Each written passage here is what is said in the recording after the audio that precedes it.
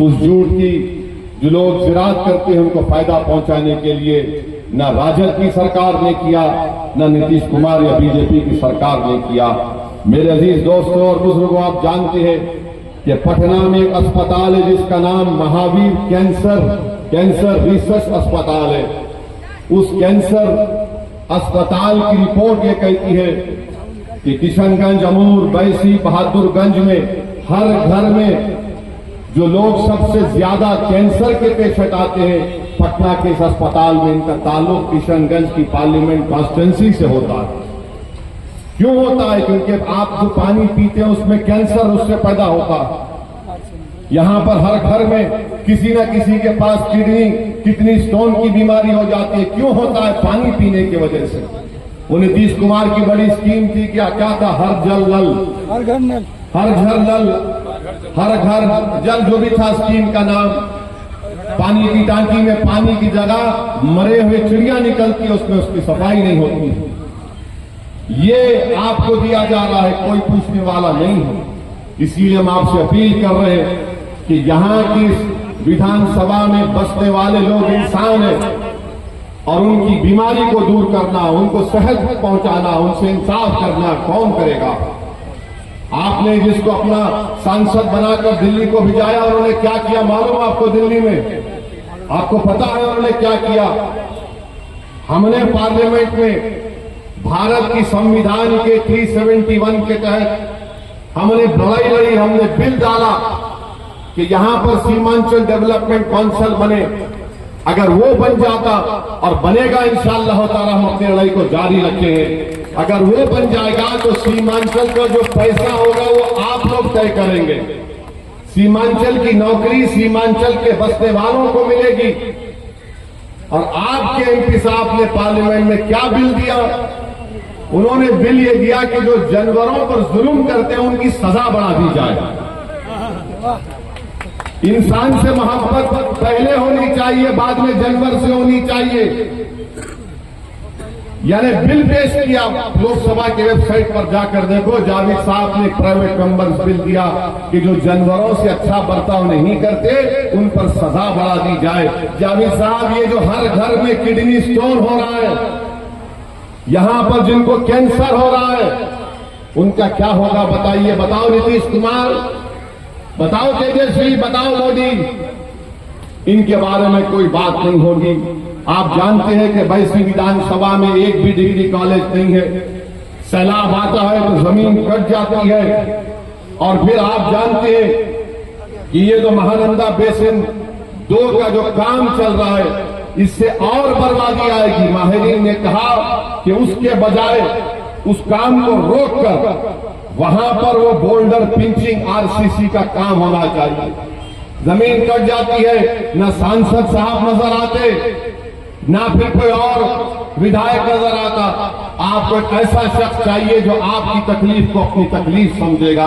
तो इसलिए 26 तारीख को हम आपसे अपील कर रहे हैं कि अख्तरुल ईमान साहब को आप अपना वोट दीजिए पतंग छाप कर। यहां पर अस्पताल है, उसमें डॉक्टरों की जरूरत है, डॉक्टर लाना चाहिए, नर्सिस होनी चाहिए। अच्छा, एक बात आप बताइए, ब्रिज बनाया गया, उसका ढलाई का काम शुरू हुआ चंदरगांव में और चौमेली गांव में, 2 दिन के अंदर ब्रिज बैठ गया। कौन जिम्मेदार है? वैसी जिम्मेदार है इसका। हम चुनाव लड़ते हैं तो उनको बहुत गाली दी जाती है, हमको उसकी कोई फिक्र नहीं है।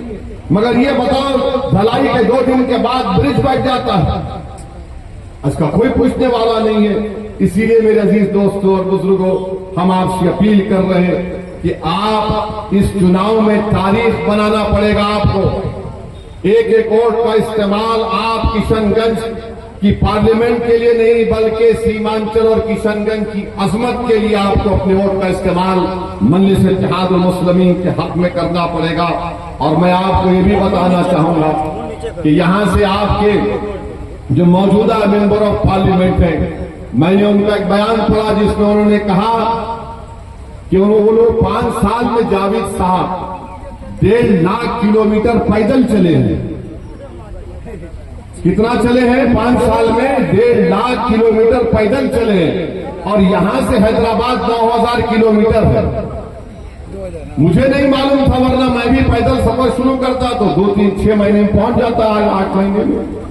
मगर जावेद साहब बोलते कि 1.5 लाख किलोमीटर 5 साल में चले। जावेद साहब आप चले नहीं मालूम, मगर एक बात की तो सच्चाई जरूर है, आप में और मोदी में झूठ बोलने का कंपटीशन चल रहा है।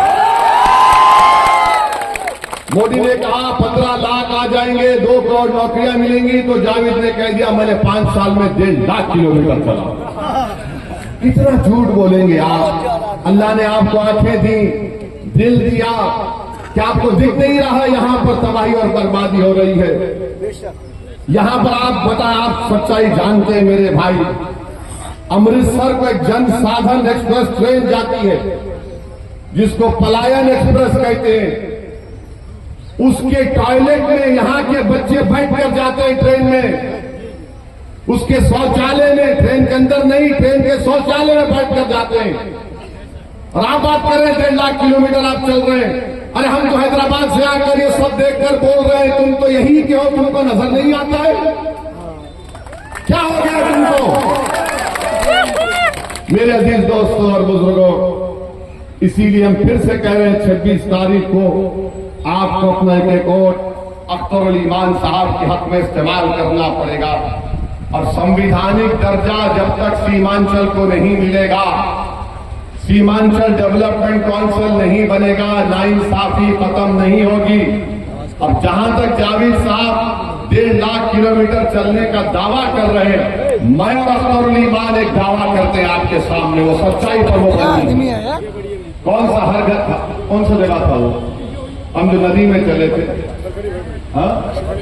खरखरी भरभरी घाट में पिछले साल हम और अख्तर ईमान और पूरे हमारे मजलिस के 60-70 लोग नदी में चले, ब्रिज गिर गया था। जी सरवली, हाँ नदी में चले थे।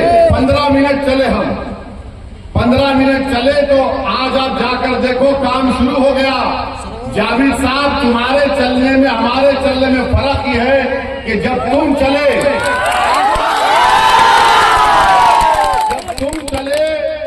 तो ना नीतीश पे असर हुआ, ना तेजस्वी पे हुआ, ना मोदी पे हुआ। जब अख्तर ईमान के साथ ओवैसी 15 मिनट चला तो उनको डर लगा, हिलना शुरू हो गए, खौफ पैदा हो गया। अगर ये 15 मिनट नदी में चला और अगर वो 10 दिन सीमांचल की रोडों पर चलेगा तो हमारी सत्ता चले जाएगी। ये फर्क होता है एक शेर के चलने में और एक गीदड़ के चलने में। शेर अख्तर ईमान है। 15 मिनट हम नदी में चले, आज वो काम शुरू हो चुका है, काम शुरू हो चुका है। आप ऐसे आदमी को अपना वोट दीजिए जिसके चलने से गवर्नमेंट घबराती है। हाँ, उससे आगे 200 करोड़ का अमोर में एक और पुल का काम शुरू हो चुका है। ये काम करने का तरीका आना चाहिए। और हम आपको वादा कर रहे हैं, अख्तर भाई को यहाँ का एमपी बनाइए, वो पार्लियामेंट में हमारे बाजू बैठेंगे इंशाअल्लाह। कहाँ बैठते आपको दिखता? कभी कभी दिखता पार्लियामेंट में, अख्तर भाई हमारे बाजू बैठेंगे। हैदराबाद, किशनगंज, औरंगाबाद, 3 शेर पार्लियामेंट में बैठेंगे। तो हम आपसे अपील कर रहे हैं कि अख्तर ईमान को अपना एक वोट देकर सीमांचल की अजमत को बहाल करिए। तस्लीमुद्दीन साहब के उन ख्वाबों को पूरा करने का काम, मौलाना असलम कासमी साहब की उन कोशिशों को पूरा करने का काम सिर्फ अख्तर ईमान कर सकता है और कोई नहीं कर सकता। मेरे अजीज दोस्तों और बुजुर्गों, फिर आपके सामने अख्तर भाई ने बताया कि बिहार में कास्ट सेंसस हुआ। हम पूछना चाह रहे थे तेजस्वी यादव से, नीतीश कुमार से और देश के प्रधानमंत्री नरेंद्र मोदी से कि मोदी जी ये कौन सा इंसाफ है कि आपकी पार्टी भी सत्ता में थी, बिहार में ब्राह्मण की आबादी, हमारे ब्राह्मण भाई बहनों की आबादी 4,78,000 के नहीं 4 लाख, हाँ 4 लाख, आदिल बोले ब्राह्मण लोग का अच्छा 47 लाख है ना, आपका नाम वाला 47 लाख उनकी आबादी, उनको हिस्सा मिलना चाहिए था 86,802 और नीतीश कुमार ने, नरेंद्र मोदी ने, तेजस्वी ने, सब ने मिलकर उनको 1,72,000 के करीब नौकरियां दे दी। और हम फिरका परस्त हैं, हम भी टीम है। बोलो मोदी जी, बोलो नीतीश, बोलो तेजस्वी, ये कैसे हुआ? 47 लाख की आबादी, उनको हिस्सा मिलना 76,000 नौकरी में, और उनको नौकरी मिली 1,72,000 और गाली हमको देते हैं कि हम फिरका परस्त है। अच्छा अब आ जाइए यादव का, हाँ 1,86,000 हमारे यादव भाई बहनों की आबादी है, हाँ 1 करोड़ बिल्कुल, और उनको नौकरी मिली 2,92,000, जबकि उनको मिलना चाहिए नेम को नौकरी मिली 2,89,000। आप बताइए फिर अब आ जाइए सुरजापुरी, कुल्हैया, शेरशाहबादी। सुरजापुरी की आबादी 24,50,000 है और नौकरी मिलना चाहिए 29,000 और उनको मिला खाली 15,000। हम जिम्मेदार हैं। और फिर आप आ जाइए कुल्हैया बरादरी, 12 लाख उनकी आबादी है, मिलना चाहिए नौकरी 19,000, मिली 6,000। क्या आप यहां से जब उठकर जाएंगे, हमारी बात को सोचिए, हम यहां पर हैदराबाद से आए हैं, आपके लिए आए हैं। इंसाफ कौन दिलाएगा? और इंसाफ उस वक्त मिलेगा जब तुम 26 तारीख को जाकर पतंग छाप पर बटन दबाओगे, तो तुम्हारा बटन जब पतंग छाप पर दबेगा तो तुम्हारे उस बटन दबाने से मोदी भी दबेगा, नीतीश भी दबेगा, तेजस्वी भी दबेगा। जब तुम उनको दबाओगे तो तुम ऊंचाई के आसमानों पर उड़ोगे। वरना याद रखो, हम गुलामी करने के लिए पैदा नहीं हुए लोगों के लिए। अब आप आ जाइए शेरशाहबादी, हमारे भाई बहन 13 लाख उनकी आबादी, 21,000 उनको नौकरी मिलनी चाहिए, उनको नौकरी मिली खाली 5,500। बताओ फिर ये कौन नाइंसाफी कर रहा है? तुम्हारा आदादोशुमार है, तुम्हारे सरकार की आदादोशुमार है, और तुम क्या कर रहे हो? मेरे भाइयों बहनों, नौजवानों, हम तुम्हारी लड़ाई लड़ रहे हैं। मेरी इज्जतदार हमारे बुजुर्गों से अपील कर रहा हूं कि हम आपके ख्वाबों को पूरा करना चाह रहे हैं। आपने अपनी जवानी को खपा दिया इन जालिमों के पीछे, और इन जालिमों ने हमारे नौजवानों के मुस्तकबिल को बर्बाद कर दिया। अगर आज ओवैसी तुम्हारे सामने खड़ा है, इसलिए खड़ा है कि बुजुर्गों के ख्वाबों को पूरा करना, हमारी मां और बहनों के आंख से आंसू बहना कम हो जाना, और हमारे बच्चे इसी सरजमीन पर बैठकर इज्जत की जिंदगी गुजारे, ये हमारी कोशिश है।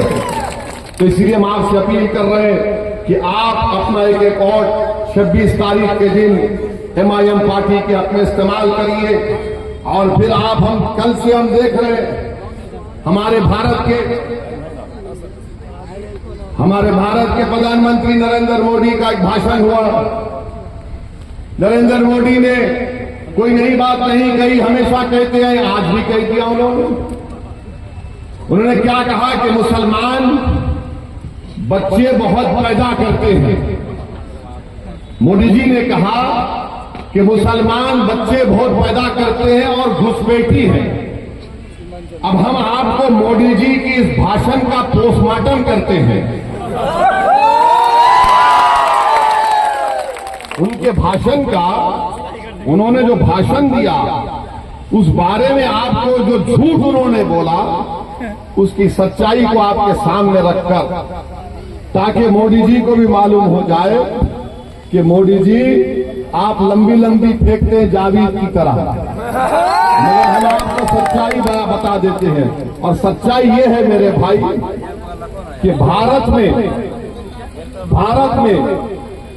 मुस्लिम हमारी मां और बहनों का जो फर्टिलिटी रेट है वो 2.36 है, कम हुआ है। माने जो बच्चे पैदा कर रहे हैं मुसलमान, वो कम हुआ है। हमारे हिंदू भाई बहन का उससे कम है जरूर, मगर हमारा कम हुआ है। मगर मोदी जी क्या बोलते हैं? बच्चे बहुत पैदा कर रहे हैं। अच्छा मोदी जी, आपके कितने भाई हैं? 6। अमित शाह की कितनी बहनें हैं? 6। रविशंकर प्रसाद के कितने भाई बहन? 7। मगर इन सबको नजर आता मुसलमान बच्चे बहुत पैदा कर रहे हैं। ये एक गवर्नमेंट का डेटा बता रहे हैं, फर्टिलिटी रेट 2.36। अब आप इस पे आ जाइए। दूसरा उन्होंने कहा कि यहां पर घुसपैठी है। 15 जुलाई 2014 को गवर्नमेंट ने पार्लियामेंट में इस तरह का कोई जवाब नहीं दिया, कोई एस्टीमेट नहीं है। कहा 25 नवंबर 2014 को गवर्नमेंट ने कहा कि कोई डेटा नहीं है, नंबर नहीं है। 6 दिसंबर 2016 को गवर्नमेंट ने कहा कोई कंफर्म डेटा नहीं है बांग्लादेश से जो लोग आ रहे हैं। 22 दिसंबर 2015 को लोकसभा में गवर्नमेंट ने कहा हमारे पास कुछ रिकॉर्ड नहीं है। 21 मार्च 2017 को मोदी सरकार ने कहा कि डेटा अवेलेबल नहीं है। 11 अप्रैल 2017 को गवर्नमेंट ने कहा कि डेटा नहीं है कि बांग्लादेश से कितने आ रहे। 1 अगस्त 2017 को गवर्नमेंट ने वही जवाब दिया। 20 मार्च 2018 को वही जवाब दिया। 2 जुलाई 2019 को वही जवाब दिया। 3 मार्च 2020 को मोदी सरकार ने वही जवाब दिया कि हमारे पास डेटा नहीं है, नंबर नहीं है। तो मोदी जी, आप किस बुनियाद पर घुसपैठी कही थी, हमको बताओ। अब मोदी जी का जवाब सुनो आप। अब हम उनको जवाब दे रहे हैं। अगर हमारे दक्षिण भारत के जो प्रदेश हैं, दक्षिण भारत के जो प्रदेश हैं, वहां पर बच्चे भी कम पैदा हो रहे हैं और सबसे ज्यादा भारत सरकार को पैसा पूरे भारत से मिलता है, तो मुंबई से और दक्षिण भारत से मिलता है। मोदी जी, आप देश को तोड़ने का काम कर रहे हैं। आप देश को कमजोर करने का काम कर रहे हैं। अगर दक्षिण भारत के लोग बोलना शुरू कर दें कि हमारे पास पार्लियामेंट की सीट कम है, हम बच्चे भी कम पैदा कर रहे हैं, पैसे भी ज्यादा दे रहे हैं, तो तुम क्या जवाब दोगे भारत के प्रधानमंत्री? बताओ हमको, बताओ क्या जवाब दोगे आप? मेरे अजीज दोस्तों और बुजुर्गों, ये नरेंद्र मोदी भारत को कमजोर करने का काम कर रहे हैं। और अगर और भी आपको डेटा चाहिए, अच्छा ये बोलते, हाँ एक और बात जो हम आपको बता रहे हैं, मुसलमानों का गरीबी में कितना हमारा तनासुब है, कितने गरीब है मुसलमान, इसके बारे में आपको हम आज बता के जाएंगे। जो मुसलमान गांव में रहता है, जो मुसलमान, मोदी जी सुनो, अगर कान में सुनने की ताकत है तो सुनो देश के प्रधानमंत्री। ए भाई रुक जाइए ना। मुसलमान जो गांव में रहता है, जो वो अपने पैसे खर्चता है खाने पीने के लिए, सबसे कम खर्चने वाला अगर कोई है तो मुसलमान है। सबसे ज्यादा सिख है, जो महाना उसका खर्चा 2106 रुपये, हमारे हिंदू भाइयों का 1170 रुपये और मुसलमान से 1133 रुपये खर्चता है। ये मोदी की सरकार का डेटा है। कितना झूठ बोलोगे मोदी जी, तुम कितना झूठ बोलोगे? मगर मोदी जी को किन मुसलमानों से मोहब्बत है मालूम आपको? कौन से मुसलमान से मोहब्बत है मोदी जी को? दुबई जाएंगे, सऊदी अरब जाएंगे, दुबई और सऊदी अरब जाएंगे तो उसको बोलेंगे या हबीबी, या ऐसा मिलेंगे जैसा कि एक भाई से मिल रहे हैं, और हमको ऐसा देखते हैं, हम घुसपैठी है। मोदी जी, उसका नाम अगर मोहम्मद बिन जैद है तो इसका नाम अख्तर अली खान है।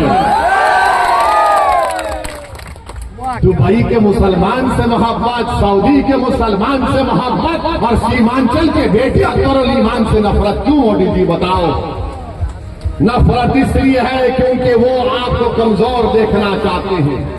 और आज मोदी जी के साथ कौन खड़ा है? कौन खड़ा है? नीतीश पलटू जो भी है बोलो।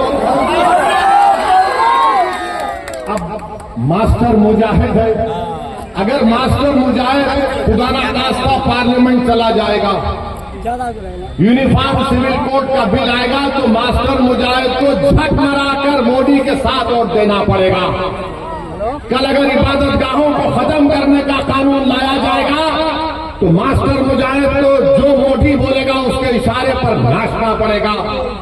जावेद अगर जाएगा तो बेचारा जावेद तो सन्नाटा रहता है, जावेद है मगर कुछ मालूम ही नहीं, वो खामोश रहते हैं, सन्नाटा रहता है, सोते रहते हैं। कोई उनको फोन कर दे तो उसको बोलते हैं ये फुला फुला अंग्रेजी में अल्फाज बोल के भगा देते हैं उसको। इसलिए हम आपसे अपील कर रहे हैं कि मुल्क के हालात को देखिए। देश का प्रधानमंत्री हमको ज्यादा बच्चे पैदा करने वाले कहे, हाँ अब कल मीडिया वाले बोलेंगे आपको कितने बच्चे? मेरे को माशाअल्लाह से 6 बच्चे हैं। अब वो बोलेंगे ओ इसी मगर मोदी को भी 6 भाई हैं, अमित शाह को भी 6 बहनें हैं, और फिर रविशंकर प्रसाद साहब जो पटना का इलेक्शन लड़ रहे हैं उनको शायद 7 है, वो सबसे छोटे हैं। तो ये आप बताइए प्रधानमंत्री के ओहदे पे रहकर कोई इस तरह से भाषण करता है? अरे भाई 17 करोड़ भारत में हिंदुस्तान के मुसलमान रहते हैं। मोदी जी सुन लो, अंग्रेज हमको खत्म करना चाहते थे मगर हमने अंग्रेजों को उखाड़ कर फेंक दिया भारत से। मोदी जी अंग्रेजों ने काला पानी में डाला हमको, हम काला पानी की मसायब को बर्दाश्त किए मगर हमने भारत को नहीं छोड़ा। भागलपुर का फसाद हुआ, हमारी लाशों पर गोपियों के खेत बन गए मगर हम भागलपुर में आज भी जिंदा है और कल भी रहेंगे इंशाअल्लाह। मलियाना हुआ, क्या क्या फसाद हुआ। मोदी जी आप मुख्यमंत्री थे, 2002 हुआ, जेनोसाइड हुआ मगर गुजरात में हम आबाद और शादाब हैं। भारत हमारा है, हमारा रहेगा मोदी जी। हम किराएदार नहीं हैं, हम किसी के गुलाम नहीं, हम बराबर के शहरी अपना हक हासिल करके रहेंगे इंशाअल्लाह। तो ये लड़ाई आपको लड़ना है मेरे भाई। हम आपसे अपील कर रहे हैं कि 26 तारीख के दिन आप सीमांचल के बेटे और सीमांचल की अजमत के लिए अख्तर ईमान को वोट देंगे नहीं देंगे? बताइए हमको, पूरे हाथ उठाकर बताइए वोट देना, अपने घर वालों को लेकर जाना और बता देना इन लोगों को जो हमको दबाना चाहते हैं, पतंग छाप पर बटन दबाओ, वो खुद ब खुद दब जाएंगे इंशाअल्लाह। अस्सलाम वालेकुम व रहमतुल्लाहि व बरकातहू।